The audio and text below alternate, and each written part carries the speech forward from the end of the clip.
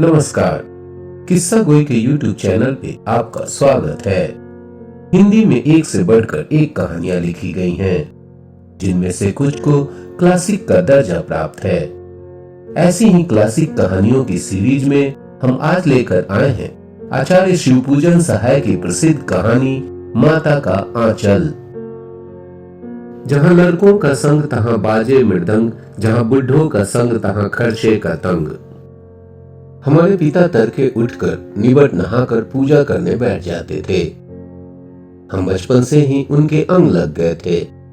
माता से केवल दूध पीने तक का नाता था, इसलिए पिता के साथ ही हम भी बाहर की बैठक में ही सोया करते।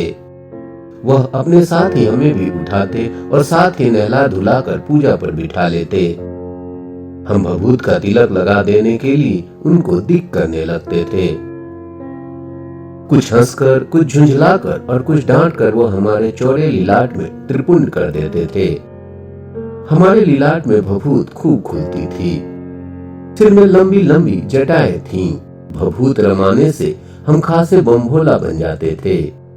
पिताजी हमें बड़े प्यार से भोलानाथ कहकर पुकारा करते, पर असल में हमारा नाम था तारकेश्वर नाथ। हम भी उनको बाबूजी कहकर पुकारा करते और माता को मैया। जब बाबूजी रामायण का पाठ करते तब हम उनकी बगल में बैठे बैठे आईने में अपना मुंह निहारा करते थे। जब वो हमारी ओर देखते तब हम कुछ लजाकर और मुस्कुराकर आईना नीचे रख देते थे। वह भी मुस्कुरा पड़ते थे। पूजा पाठ कर चुकने के बाद वह राम नाम लिखने लगते। अपनी एक रामनामा बही पर 1000 राम नाम लिखकर वह उसे पाठ करने की पोथी के साथ बांध कर रख देते।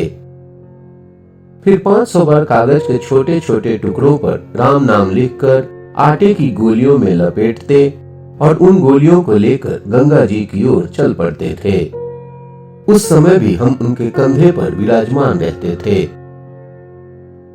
जब वह गंगा में एक एक आटे की गोलियां फेंक कर मछलियों को खिलाने लगते, तब भी हम उनके कंधे पर ही बैठे बैठे हंसा करते थे। जब वह मछलियों को चारा देकर घर की ओर लौटने लगते, तब बीच रास्ते में झुके हुए पेड़ों की डाल पर हमें बिठाकर झूला झुलाते थे। कभी कभी बाबूजी हमसे कुश्ती भी लड़ते।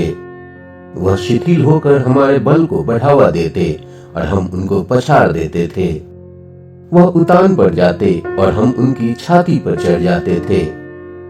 जब हम उनकी लंबी लंबी मूछें उखाड़ने लगते, तब वह हंसते हंसते हमारे हाथों को मूछों से छुड़ाकर उन्हें चूम लेते थे।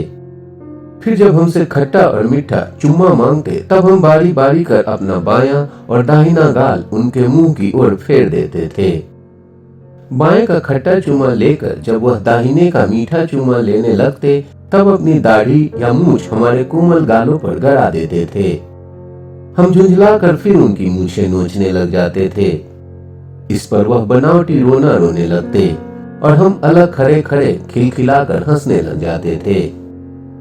उनके साथ हंसते हंसते जब हम घर आते, तब उनके साथ ही हम भी चौके पर खाने बैठते थे। वह हमें अपने ही हाथ से फूल के एक कटोरे में गोरस और भात सान कर खिलाते थे। जब हम खाकर अफड़ जाते, तब मैया थोड़ा और खिलाने के लिए हट करती थी। वह बाबूजी से कहने लगती, आप तो 2-4 दाने के कौड़ बच्चे के मुंह में देते जाते हैं। इससे वह थोड़ा खाने पर भी समझ लेता है कि हम बहुत खा गए। आप खिलाने का ढंग नहीं जानते। बच्चे को भर मुंह कौड़ खिलाना चाहिए। जब खाएगा बड़े बड़े कौड़, तब पाएगा दुनिया में ठौर। देखिए मैं खिलाती हूँ। मर्दुए क्या जाने कि बच्चों को कैसे खिलाना चाहिए, और महतारी के हाथ से खाने पर बच्चों का पेट भी भरता है। यह कहकर वह थाली में दही भात सांती और अलग अलग तोता, मैना, कबूतर, हंस, मोर आदि के बनावटी नाम से कौड़ बनाकर यह कहते हुए खिलाती जाती कि जल्दी खा लो नहीं तो उड़ जाएंगे। पर हम उन्हें इतनी जल्दी उड़ा जाते थे कि उड़ने का मौका ही नहीं मिलता था। जब हम सब बनावटी चिड़ियों को चट कर जाते थे, तब बाबूजी कहने लगते, अच्छा अब तुम राजा हो, जाओ खेलो।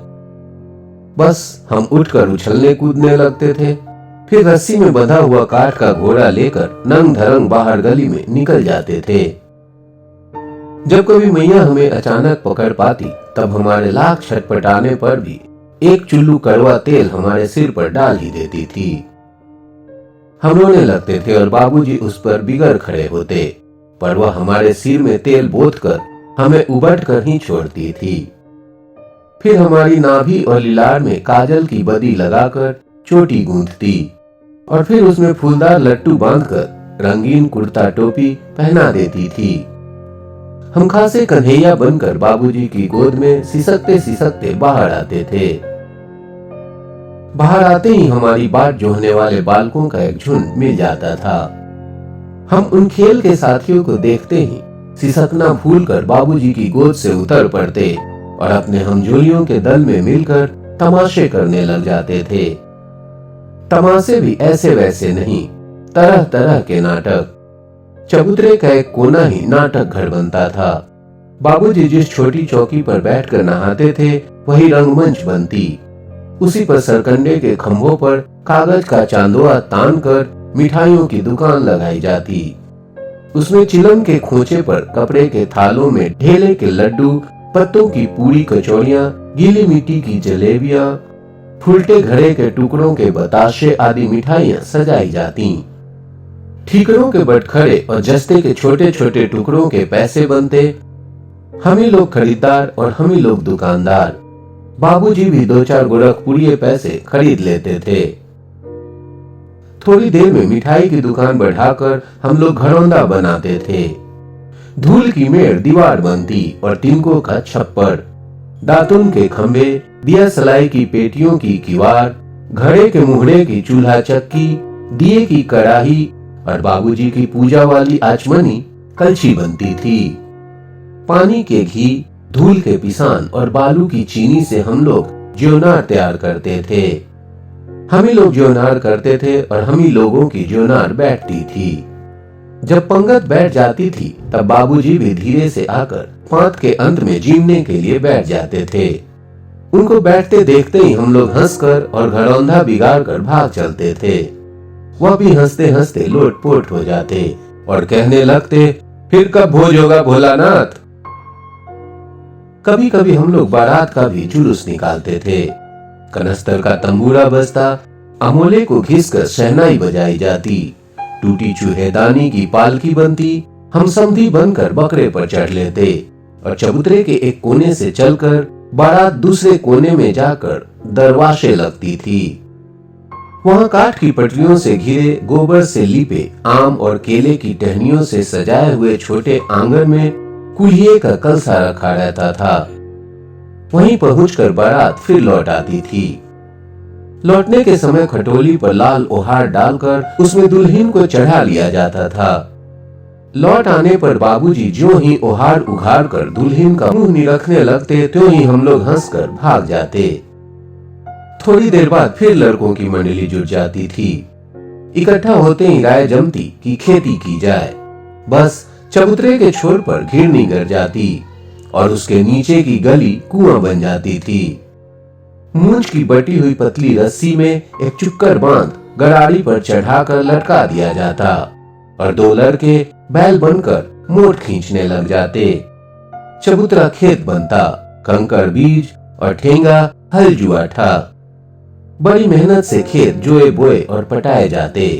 फसल तैयार होते देर न लगती और हम हाथों हाथ फसल काट लेते थे।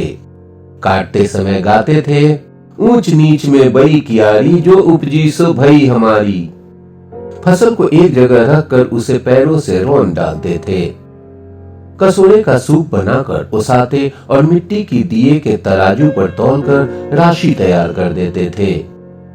इसी बीच बाबूजी आकर पूछ बैठते थे, इस साल की खेती कैसी रही भोलानाथ।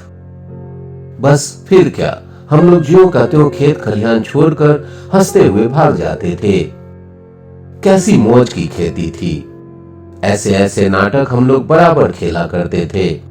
बटोही भी कुछ देर ठिठक कर हम लोगों के तमाशे देख लेते थे।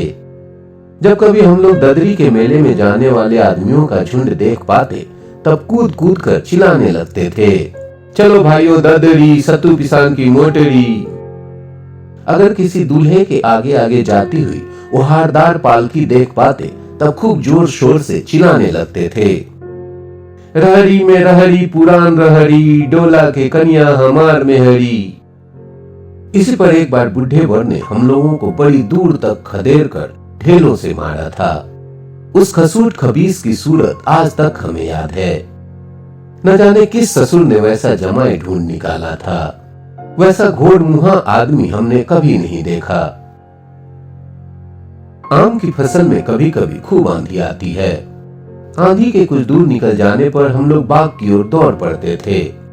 वहां चुन चुन कर घुले घुले गोपी आम चापते थे। एक दिन की बात है, आंधी आई और पट पड़ गई। आकाश काले बादलों से ढक गया।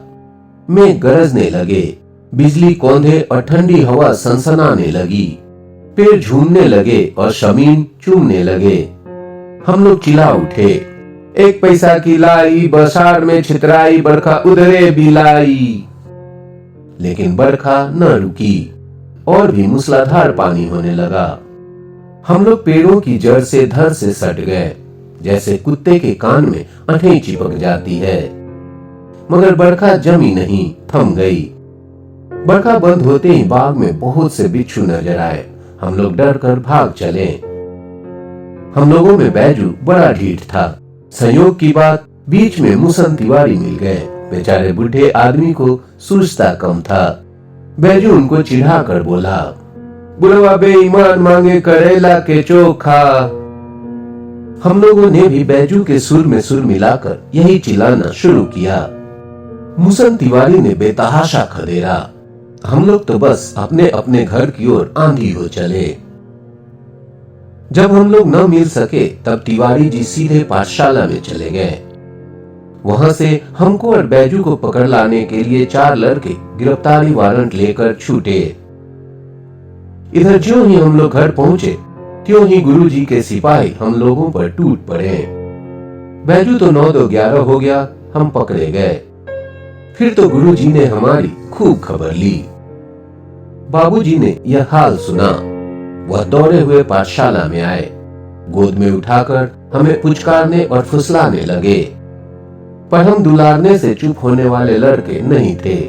रोते रोते उनका कंधा आंसुओं से तर कर दिया।